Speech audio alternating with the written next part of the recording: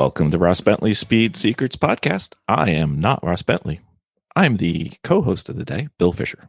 I'd like to welcome Ross Bentley to his own podcast for the first time. This is weird. This is so weird. But it's very cool. And thanks for doing this. We did this once before and we're going to do it again, where you get to beat me up. And like a bad penny, I'm back again. So far, we haven't gotten any audience questions yet, so you're going to have to stick with some of mine, which Perfect. May or may not be helpful, but we'll see. I got a question for you before we get started. You just mentioned, does anybody use pennies anymore?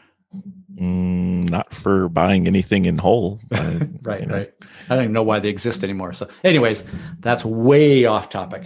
Okay. That's our type of podcast, episode. We call those. Just getting warmed up here. So no worries. Yeah. So last time we started off with what I thought was going to be a simple question, and it ended up taking, I don't know, an hour, 45 minutes, something like that.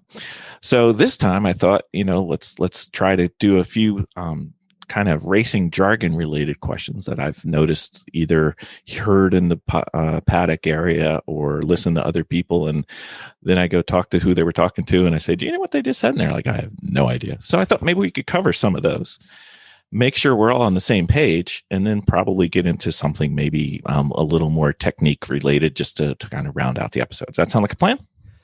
That sounds like a good plan. And it reminds me, do you remember that? Remember Steve Martin had a skit many years ago where he talked about how fun it would be to talk wrong to a little kid that was just learning to talk. Mm-hmm. And the first day the kid shows up in school, he puts his hand up and says, "Can I mumble dog face down to the banana patch?" Exactly. So we could really screw up people by doing this. We could. There's no doubt. Our podcast has routinely screwed people up for racing. So, we don't want to do that here. And to be fair, your podcast is Garage Heroes in Training. There you go. Okay. That's it. Yeah. So if you're not listening to Speed Secrets podcast, you got to listen to Garage Heroes in Training. See, there's a percentage of the world that's sitting there saying, wow, now I got to listen to this guy in two places. Sorry. Cool. Okay. So what do you got for me? So a lot of times people will say, when you're driving right, you listen to the tires talking to you. And the last time I checked, some tires are made in America, some tires are made in Japan, some tires are made around the world, but they don't seem to have a very fluent vocabulary and don't seem to have different, accents or anything. But apparently they're supposed to be talking to me. And sometimes I'm not exactly sure what they're saying or what does that mean. So I would say for sure every tire talks to you, but sometimes they talk to you in sign language. I was thinking more of a sound thing, but you're going second level. So definitely some tires, a lot of tires will give you an auditory feedback. They'll give you some sound. And by the way, I've had drivers that say, "Oh, but I can't hear my tires when I'm driving." And we've sat down and looked at their in-car camera and we're listening or watching, and you kind of go, hear that as you go through that corner? And the driver goes, "Oh yeah." And then they come back after the next session going, "You know what? I actually can hear the tires. I just wasn't paying attention." Mm-hmm. So every tire makes a different sound. And so that is a form of feedback.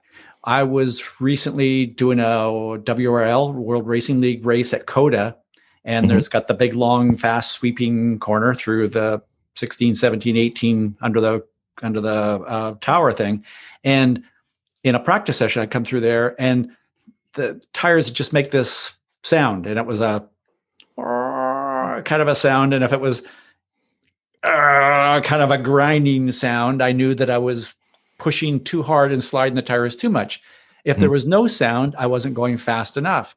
So I learned to just kind of go through there and go, when the tires are just making that right sound, it's like, that's when the tires are at their limit. My co-driver, I said, "That's the sound. Listen to this on the video." And he was like, "Oh, okay, got that." So he picked it up anyways, but there was a certain sound the tires made. Some tires, when they're at their limit, there is practically no sound from them. Mm-hmm. But many times I've heard drivers say the tires don't make any sound when they really do. They just weren't paying attention enough. And I have drivers a lot of times when I ask them to do what I call a sensory input session, where they just really focus on the auditory sound. So that is part of it, is where you just go on the track and just consciously really be paying attention to the sound of the tires. And a lot of times they will tell you when they're at their peak, over the peak, below the peak. And, you might go through the corner and kind of just put a little bit more steering angle in, and you hear the tires go from sorry, hey, in a podcast, that's all I can do, right? Just make some sounds. You can't throw it on the board or anything. No, exactly.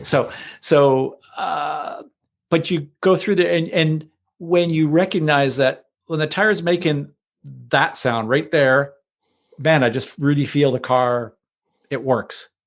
And if I hear this tire's making a different sound, I feel like I'm sliding more. And if the tires are making less than that sound, I don't feel like I'm pushing the car enough through there. So that's part of it. But as I said, sometimes they speak in sign language, and sometimes the tires talk to you by the feel, through the steering wheel, especially. I always say that steering wheel is not just an input device, meaning I turn it and it tells the tires to turn, but it's an output device as well. So there's feedback coming back through the steering column. And when you feel the steering kind of go from, it's loading up, it's getting lighter, it's kind of letting go, it's going numb, now it's kind of going like there's nothing happening. Okay, there's some feedback there that's telling you how close the tires are to their limit. So there's a feedback, the tires talk to you that way as well. So it's not just a auditory thing, it's maybe even more than sign language. They're putting their arm around you and saying, everything's okay. The tires tend to be a little important to our racing, for sure. So. They do. Yes. Okay, let's do a few of these. So there's this thing called an apex. However, everybody puts all these adjectives. I've seen early, I've seen late, I've seen geometric, I've seen school line, I've seen race line, I've seen wet line. How many different turn spots are there? Do they just put cones out there randomly, or is there, what do these terms mean in general? So how many are there? An infinite number. Seems that way, yes. Yeah. All they are really are their references. And, in the most simplest term, everybody knows this, that, the turn typically has three references: a turn-in point, an apex, and an exit or track-out point. Those are the three common references. And, every now and then that apex reference just happens to be right on that point of the curb, or the turn-in point just happens to be right at the end of that curb. But sometimes I turn in about a car's length before the end of the curb, and the track-out or exit point is the third red panel in the exit curbing. And so they are references. They're not hard, fast, that's what you do right there. And really all they are things to help you know when you're approximately where you want to be and where you don't want to be. I've used the example of, does Lewis Hamilton make as many mistakes as you or I do? Yes, he does. The difference is he recognizes them sooner. So a driver that's brand new, first day on the track, they come up to a corner, there's a cone there, a pylon that helps them, and they turn in at that. And then the next time they recognize that they're offline is, oh, the apex cone is over there. So I got to make a big adjustment. Whereas Lewis Hamilton comes in, turns in, and if he turns in a little early or a little late, his mind has gotten so good at soaking up references, he recognizes that this picture has changed. The where the car is positioned right now is not where it should be. And now I'm going to make an adjustment. And the adjustment now is so small that most people don't even recognize it. In fact, he probably doesn't even recognize that he's actually consciously made an adjustment. Right. So whether it's, turn in, apex, track out, or exit point, those are references. An early apex to a late apex, it's just relative, right? It's just something to refine it from, turn. Yeah. And the The best thing about this sport is it's not static. No. You know, it's not, oh, well, that is where the apex is for every car, every track condition. Nope. It changes, and it changes sometimes very, very subtly, like tiny little bit. And other times it can be quite dramatic, the difference. How a driver drives, the way the car responds, the way the track conditions are, all those things have an impact on where that apex is. And the other thing that I always talk about is there's an apex point and there's an apex angle. And I know that I've talked to some There's this one podcast guy who asked you about this. I don't know who he was. Oh, okay. Maybe, yes. Okay. So we did talk about this. Yeah. And yeah, from an engineering perspective or a mathematical perspective, maybe they're kind of the same thing, but I think about it as when I'm coming past the apex, what angle is the car pointing at? Mm-hmm. And some would say, well, that means the apex is actually moved, but it's so subtle, the movement, that I think from a driver's perspective, it's easier to recognize that at that point, I'm pointing, the car is heading in that direction as opposed to that direction. And that's an easier thing to recognize than it is that apex point is moved 3 inches. Mm-hmm. And the other thing I've noticed is, you know, the turn that I always reference whenever I'm talking about apexing and turns is the keyhole at Mid-Ohio. It's just a big 180-degree turn. Yep. There's sometimes in one particular car that we had, I thought that the importance was not where the apex was, which the apex to me is the innermost point that I touch on a curb on the corner. It was actually the point at which I was free to go to full throttle because my angle was sufficient, and it didn't really matter where my apex was because it was even before that. I was still up on the bank a little bit, but it didn't matter. My turn was done. It was that the rest of this was a straightaway, or essentially a straightaway. And I don't know what that word should be, but it's not even an apex. It's like the point of sufficient angle. And I have no idea. I'm an engineer. I know what it means. But well, as an engineer, let me know what you call that, because we'll use that. If we're talking jargon, we'll use that. But related to that is I've had people say to me, should you be at full throttle by the time you're passing the apex? Yeah. I know somebody asked you that. Yeah. Yeah. I got that answer too. Yeah. There is no, but I get what you're saying is there is a moment in the corner where, you know, one way of looking at it is you're no longer coming into the corner, but you're transitioning to coming out of the corner. Exactly. And there's that you're kind of exiting. Yes. Yep.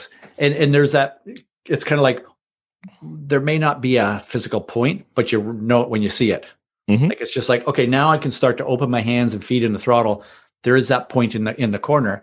And that might be a car's length or two before the apex point that you've kind of visually, you've had this point on the innermost part of the curve. Mm-hmm. And it might be a little before, it might be afterwards. It just depends on the corner, the car, track conditions, all those kinds of things. And for sure. But along the way, the more of those little references you have, the sooner you start to recognize, oh, I've made a mistake. I need to make an adjustment. Mm-hmm. And again, I'd say one of the biggest differences between a world-class elite level driver and somebody that's relatively new to the sport or somebody in between is that elite level driver recognizes where they are in the track and makes adjustments earlier and therefore smaller adjustments than somebody that's newer. Mm-hmm.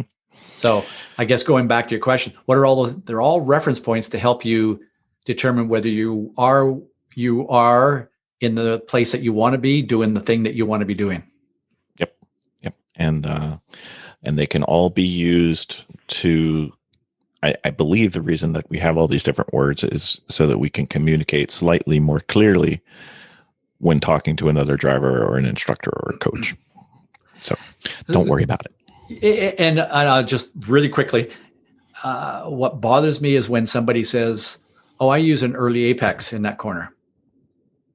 And another driver says, really? Because to me, it's kind of like a mid apex or a late apex, it's maybe early to that driver, because before they had a super late apex and now they're earlier. So I think we just got to be very careful. It's like the three drivers saying, I break at the 3 marker. One driver says I break at the 3 marker. The other driver says I break at the 2.5 marker. The other one says I break at the 4 marker. They all break at the same place. So it's the perception, and it's relative to what the person was doing before. So don't get caught up with somebody saying, oh, I early apex that corner. Early compared to what? So my early, just so we're clear going forward, is the geometric line. The geometric apex is the angle where the maximum radius around a turn is. So early to me is before that, and late to me is after that. Correct. And I would agree 100% with that. But sometimes early becomes just a relative thing. It was earlier than it was before. Sure. For sure. I understand. Yeah. I thought I got my first ever 100% answer from Ross, but no, I didn't. No, you did. But okay. Understand that there are some people that their perception. Yeah. Okay. Anyways. Okay. So this one sounds kind of silly, but I actually had a couple of people that I know who did not understand what this meant. So you may think this one's trivial, but it wasn't. Since it's somewhat safety related, I want to make sure everybody's aware. What does both feet in mean, Ross? So first of all, it goes back to the day way back in time when we used to use a clutch and an H pattern shifter. Oh, wait a minute. Some people still do. Fantastic. Do all of them. So both feet in is if the car is going to spin and there's a point of no return, you're not going to be able to catch it. You've put opposite lock, control, looking up the track where you want to go. And there's a point where it's like the car is going to spin. The best thing you can do at that point is put right foot on the brake pedal, left foot on the clutch pedal, both feet in, and get on the brakes as hard as you possibly can. And by the way, when that first was starting to use, we also didn't have ABS, anti-lock braking systems. Right. And the advantage of both feet in was if you got hard on the brake pedal to the point where you pretty much locked up the brakes, the car would then spin in a smaller area. Rotation, yeah. Yeah. If you are light on the brakes, the car could slide off a lot further and maybe hit a wall. So the idea was at some point in time, the best thing you can do is just put feet on the clutch and the brake pedal and try to get this thing spun in as small an area as possible. So then you can recover and carry on. So the reason I asked you, and I just wanted to make sure we covered this one, even though it's kind of somewhat silly. I've been to 3 different HPDE classes where people thought 2 feet in or both feet in meant to curl up their feet and bring them into their body. Ooh. Which was not exactly what the reference was going for. Well, and that's a great example of a misperception, right? And, exactly. And by the way, I often joke about this. In a scary situation, we do tend to curl up in the fetal position. And, and our natural instinct is actually to pull our feet off the pedal. So getting the idea of both feet in, meaning hard on the brake pedal, hard on the clutch pedal, is something you've got to practice. And I'd say I've also, one of the things I learned very early on teaching HPD racing classroom sessions was, I think one time I'm talking away and I'm saying, you want to squeeze on the throttle. And finally, one person put up their hand and said, what's a throttle? Yep.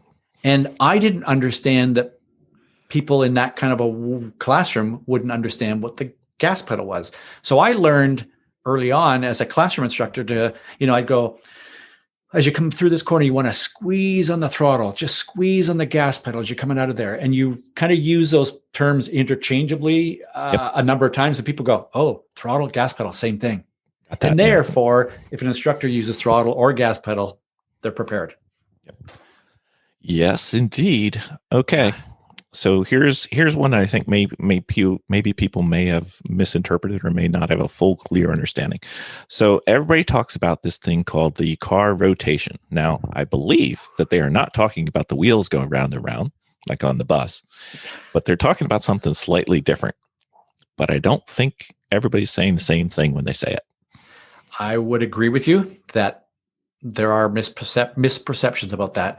To me, rotating the car means it's something that happens in typically the first third of the corner. So you turn into the corner and the car rotates. And by rotate, I think about it as if I was up in the sky in a drone or a helicopter. Oh, I'd like to be in a helicopter. If I'm in a helicopter looking directly right down on top of your car as you turn into the corner, there is a line that the car is going to follow by the steering angle. But if the slip angle of the rear tires is slightly greater than the slip angle of front tires, the car would rotate a little bit more than the line. So if the line went from, was you turn the wheel and it was now pointing at the 1 o'clock of a clock.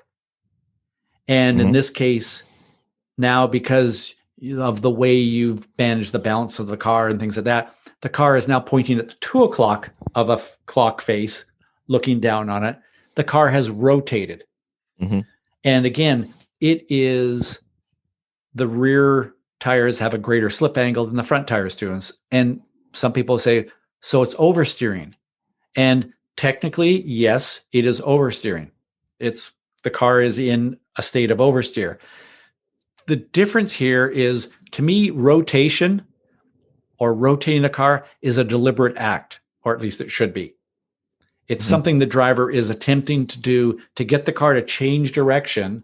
So they're pointing in that right direction that we talked about earlier in terms of pointing to get past the apex and out of the corner. So it's pointing further around the corner that way. And you have deliberately caused a certain amount of oversteer. Oversteer it is something the car does to you. Rotation is what you do to the car. So when somebody says a car has good rotation. So what I would say there is the car has a tendency to oversteer on corner entry. Okay. So it naturally, not naturally, because of the setup of the car, maybe it's very responsive to the steering input, and then we could get into the details of why that would be. It could be have, a little bit more toe out, cause the car to be very responsive on initial turn in. And that could give the driver it rotates nicely into the corner. Or it could be as you enter the corner, one of the things that could be with the shocks or the dampers in the car, you may have enough. We're getting way deep here, but it's kind of fun. This is a whole separate podcast we could do, Ross. Yeah. This could be a fun one, but you've got more rebound in the front shock, so it's kind of holding the front end in, so it's not unloading it so quickly as you come off the brake pedal, and therefore the front end really hooks up on the entry, and the car does that just a hint of oversteer, so it rotates nicely. So if somebody says the car rotates nicely, they're really kind of talking about the tendency of the car to turn in very quickly and rotate into the corner. And you don't have to work super hard. I said rotation is something you do deliberately. I would say that some cars make that job easier and some cars make it a lot harder. And, then we get into, well, how do you deliberately do that? It's how you release the brakes, all that stuff, which is a whole other topic again. But that is my definition of rotation. Think about it as you're looking directly down in the car. There's a clock face there. You've turned the wheels to go to 1 o'clock, but the car actually goes to 2 o'clock. It's actually gone a little further, and it's because the slip angle of the rear tires is greater than the front tires. There's a hint of oversteer that you have induced in the car. On purpose. Okay. Yeah. All right. Ross, I know you know me a little bit. I know you know that I overthink things way too much. So one of the things that I do is I break down tracks. Okay. So I'll break it down a track before I go the first time. And then after I go, and then the next time I'll read it. Then I'll go to the first time and I'll redo it. And then the next time I'll update it as I get better with my driving and I get better with my skill and I try to adapt things. So what I've done is I listen to these virtual track walks sometimes by I don't know if you know this person. It's Ross Bentley and Peter Krause. They have these virtual track walks. I know Peter quite well, actually. Oh yeah, you should know Ross. He looks just like you. Yeah. And I'll break these down. But But sometimes I've got this Excel spreadsheet where I'll break down every track and every turn. And I wanted to the initial way that you break down a turn is where you turn in, where do you apex, and where do you go out. And then you get a little more fancy with, well, where do I touch the brake? Where do I come off the brake? Where do I first go to throttle? Where am I resuming full throttle? What would be a good way for someone who's trying to get better and they're trying to break down a track and know what to do and be able to communicate with people? What would be the segments that you would try to look for, and what key points would you want them to be cognizant of if they're ready? Wow, you are an engineer. You've got a spreadsheet for that. I do. I could send you some. Do you want some? I would love to see that. I don't know about that. I like spreadsheets. I like spreadsheets, but you probably have all the. Yeah. Anyway. Yeah. Wow, that's a tough. So, how do I break down the segments of the track? Is that kind of what you're digging at here? Let's pretend we're picking a turn. Let's do something that's pretty easy. I think everybody knows, or everybody who raced on video games and everybody who's been there, they know, let's say turn 12 at Road Atlanta. Mm-hmm. Okay. Big fast corner. Big fast corner going way down a hill, and off to your left, you've got concrete that does not look very friendly. So I've never noticed. Yeah, nobody ever has. So when I break this down, I'll actually pull up the sheet while we're talking. When I break this down, I look at where I want to have my car set up, as far as I want to be at this point along the edge of the track, and I want to be full throttle until this point. That's my first in my spreadsheet. That's my first priority position for a turn. So it's where you want to be at full throttle until. And my good buddy Peter Kraus talks about that as, sorry Peter if you're listening, I'm forgetting what you call that, but it's the on throttle until point or something like that. But he's got a way better term for that. Yeah, mine is full throttle until. Okay. I don't know if that's better. And then sometimes, I want to have what you refer to as your beginning of braking, or your bob. Yep. And then your end of braking, your EOB. I don't know how to pronounce that. EOB. And then somewhere, depending on the turn, there could be a turn in point, and it could be between those two, or sometimes it could be after. Yep. Depends. And then apex point. And then again, could be before, could be after. I have my initial throttle application point. And then I have my full throttle point. And then I have my track exit point. And that's kind of how I break down turns. I don't know if that's right or wrong. So that sounds very right. Wow. It's very analytical. No, surprise there. surprise. So to answer your question, there's more to it than that, but those are the points. Okay. So is that too much? Too little? I think it's a very good way to, if you're studying a track and wanting to break it down and understand the track and the nuances and everything. I think it's a very good place to start. I would say that it's maybe there's a point in time where you go, yeah, okay, but now I got to feel that. Yes. Like these are all very visual. Mm-hmm. And sure, some of those, coming down the hill, there's a little bump, and as you turn in, there's a little bump, and you're going to know that kind of stuff. But you could do all of the things that you've just written on that spreadsheet at 20 miles an hour. For sure. Yeah. And so there comes a point in time where, again, I think it's great to kind of study that up to a certain point, and then you got to go, okay, now I just got to go and feel that. And I got to hear that because I've often said that drive the car, not the track. And it sounds like what you're doing there is you're driving the track. Well, I kind of use these both to prepare for the track and also to, I'll do as much as I can time-wise on a simulator. Yeah. Because the one time I went to Watkins Glen and I wasn't prepared, I was very uncomfortable coming up to a turn and not remembering if it's a right or a left. Mm-hmm. So this was kind of the way for me to, if I watch track videos and I do my simulator and I learn the track. I don't necessarily drive according to it, but it makes me feel like I've done the preparation to deserve to be at the track that day. And that, I think, is perhaps one of, if not the most valuable part of that process you're going through, is there's nothing like going to a track and going, I'm prepared, I'm ready. Like, you've got a sense of confidence that is going to help. Now, obviously, you could have too much, but sure. I think their drivers will go to a track and they're uncomfortable because they haven't done the homework that you've done. And, I don't know how long that takes you to do. It's not fun. Okay. I'm glad you're honest about that.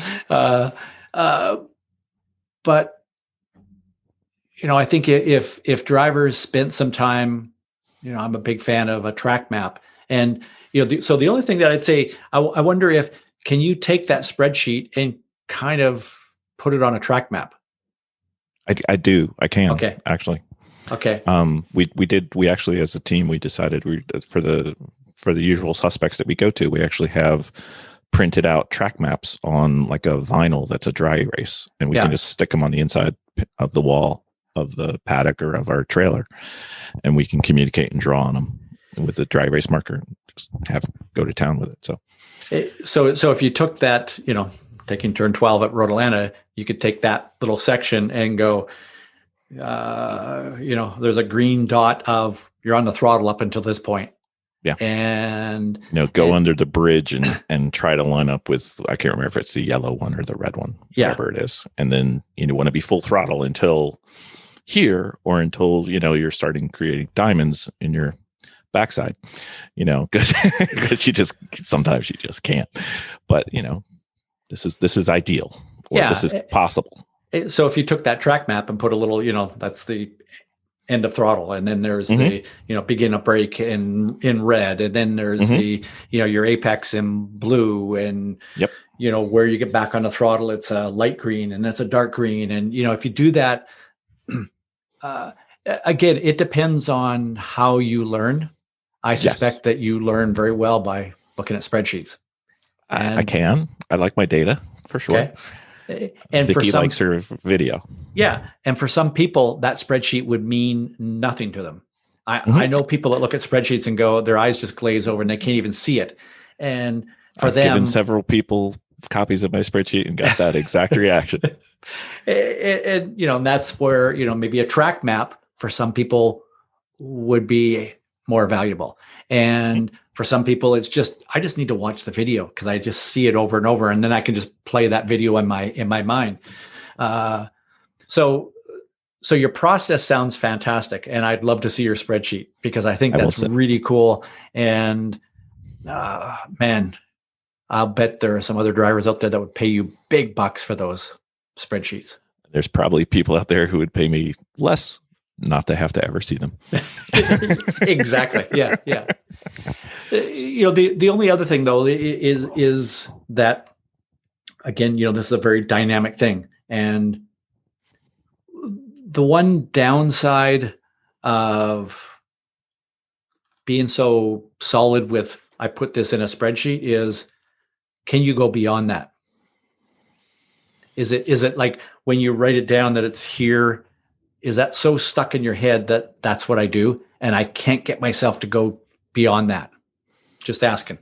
Honestly, I think it depends on how comfortable I am at that track. Like if you were to pick what I would call the home tracks, the ones that I, when you talk about mental visualization of a track. There's a certain number of tracks that I have in my process that I can do that and be fairly accurate in my track time and actually replicate everything and know every single step about it. There's only 4, but if it's one of those tracks, yes, for sure, I can get beyond my spreadsheet. If it's like the first time I went to NCM this year ever, I did this, I prepared, I went there, and all of a sudden I'm going around turn 14 and I realize, A, I'm like barely halfway through the track, and B, I forgot what 15 was going to do, even though I did all this, because there's like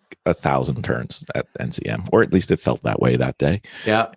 And it just never seems to end. But, the amount, I guess, let me go back just a little bit. The reason that I did this was when I first started doing HPDEs, it was after we had done, half a dozen 24-hour Lemons races, low-cost endurance races. And the one thing you learn about the line in a Lemons race is that it's not there. It's not there. It's somewhere over there under somebody else's car because you never get to drive it. So I was trying to figure out, what should I do with this thing that I'm not used to, which is called an open track with room.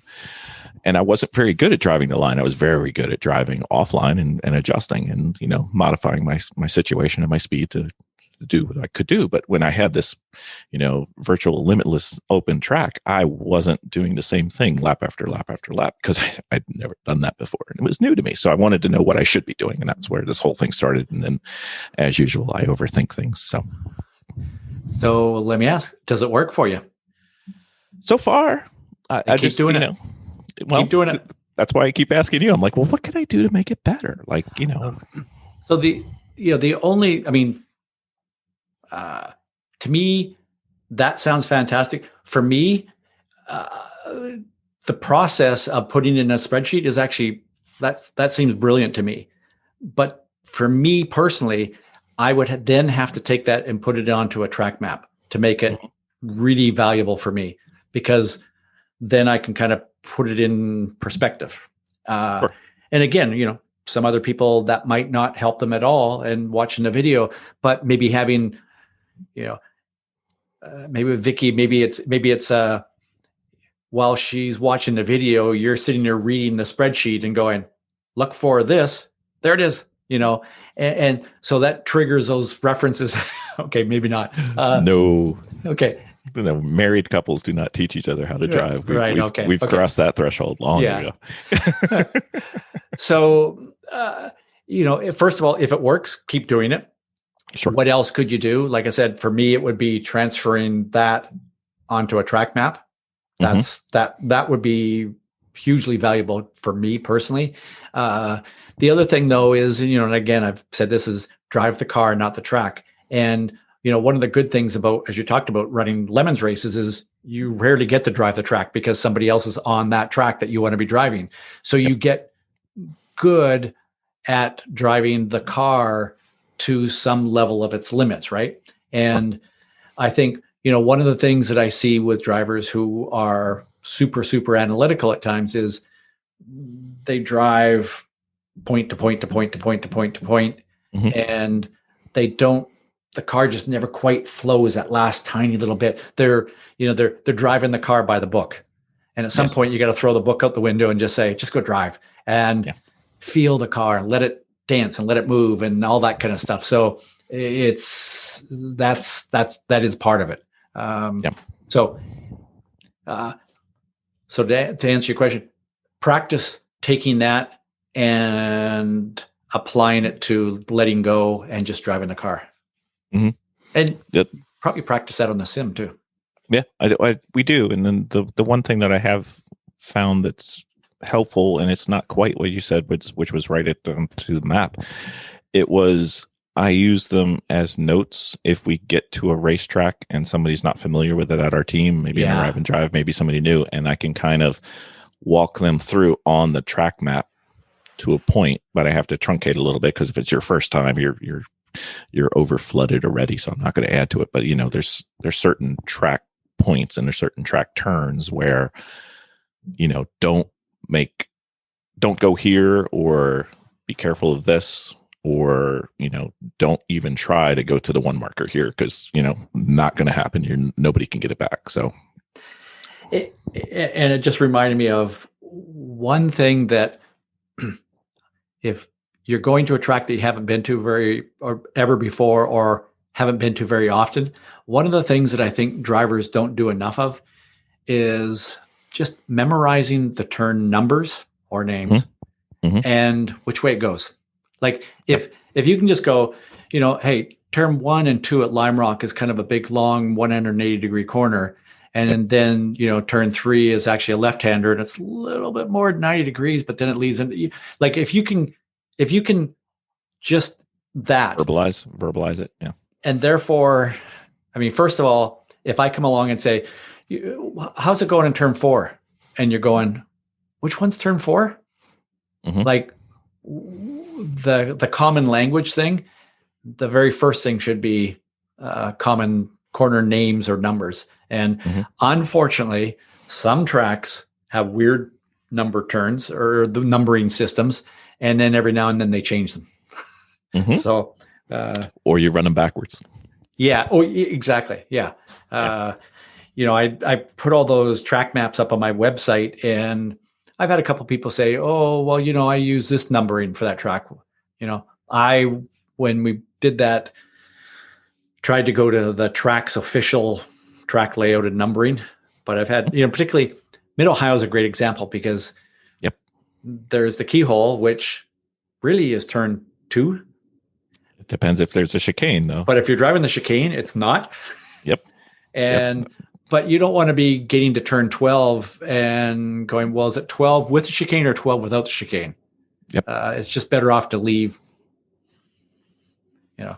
Keyhole is turn 2, and there's the chicane before it. So anyways, that's a whole other topic. So it is. Yeah.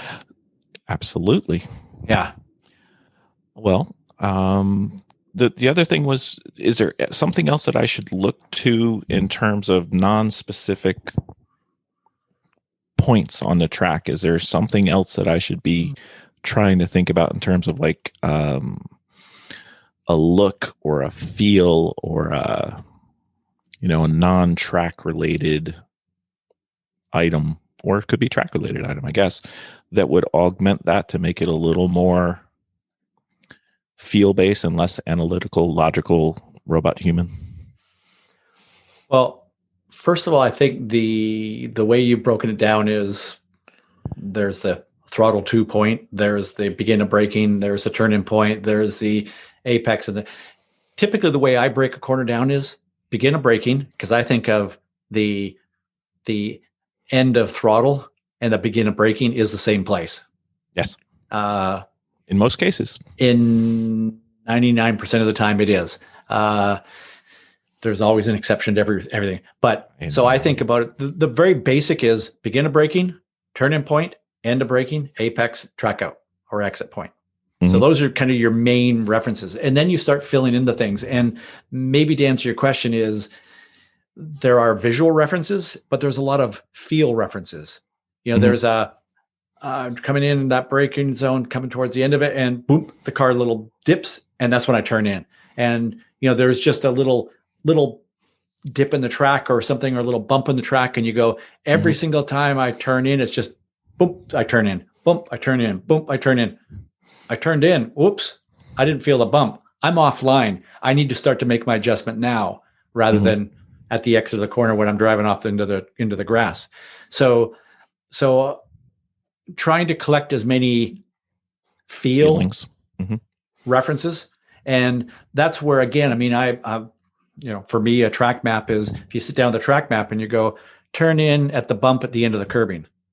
It's no longer just a visual thing. There's the end of the curbing, but there's also the bump, or as you come through here, the tires make this sound on the pavement, and then you get that little concrete patch and they make a different sound. And you might, because of that, you're going through there and you just go, I should hear a little higher pitch noise as I go across the concrete, for example. And if you, again, make those references, then you're going to start driving way more consistent and you're going to make fewer mistakes. Well, actually, sorry, you're going to make just as many mistakes. You're just going to correct them sooner because you recognize them sooner. Or they're smaller. Yeah. So hopefully that kind of answered your question. It does. And it reminded me of one thing, and somebody's going to get a shout out for the first time. So my HPD 3 instructor at Great Lakes, Robin Burnett, has this tremendous way of memorizing flag stations. And what he does is he doesn't take it just simply by the visual. He actually makes it physical and auditory. So Robin, I'm sorry, but we're going to make this public now. Every flag station you see it, you point at it, and you make the Star Wars pew sound. So you see it, you point it on the outlap. And then after your first outlap, I swear, I don't know if it's a Jedi mind trick that Robin has, but it's worked every time, even at NCM. I knew where the flag stations were. I didn't know whether it was a left or a right, but I knew where the flag stations were after doing this thing. So Robin, that is thank awesome. you. That is awesome. Yes. And actually, I should say, again, as you can tell, I'm a big fan of track maps. On your track map, just make a little square and say turn station. You just put a little marker of a turn station. And if you put it on there, one of the exercises that I've done with some drivers is they're lapping a track, and at the end of a session, I'll go, how many turn stations are there? And make them kind of think back and go, I count 8. Well, guess what? There's 12 of them out there. Right. So your next session, your job is to go and find those other 4. And make the noise, though. And make the noise. Can you make that noise for me? Pew. Pew. Okay. Got it. I saw that flag station I pointed at. Oh, so. Pew. Okay, got it. Oh, now I'm going to be doing that forever now. Exactly. Yeah, and Robin's going to kill me on my next time I go to HPD, but sorry, Rob. Or he should have a smile on his face knowing that we're going to help drivers be safer. Exactly. Or he should have said yes when I invited him on our podcast, because then I wouldn't have done this to him. Yeah. Or if he was really smart, he would have copyrighted it or trademarked it or something. Give him a heads up. Maybe he can get it done in time. Then we'll be paying him royalties. USPTO.gov. Yeah. I think we get pre-filing. We'll be fine. Okay. Thank you, Ross. Is no more questions for today? I've got 26 more pages of questions, but no. Okay. Okay. So we'll come back and do this again. If you'll have me, I'll be here. Well, as I always say, keep learning, keep having fun, and come back and challenge me again. Send your questions in. The best kept secret in all of motorsports is, well, that would be a secret. But for sure, one of the best secrets is Speed Secrets Weekly. It's an e-newsletter that will hit your inbox every single Tuesday. It's jam-packed with tips, advice, opinions, and it's all designed to help you be an even better driver. It's education that's entertaining, and it's conveniently delivered. Because it's secret, you do have to subscribe. That's how Ross keeps the secret tips and tricks for those drivers who are really committed. Go to speedsecrets.com/Speed Secrets Weekly and click on the big blue button. That way you can keep learning and prepare for more fun at your next track session.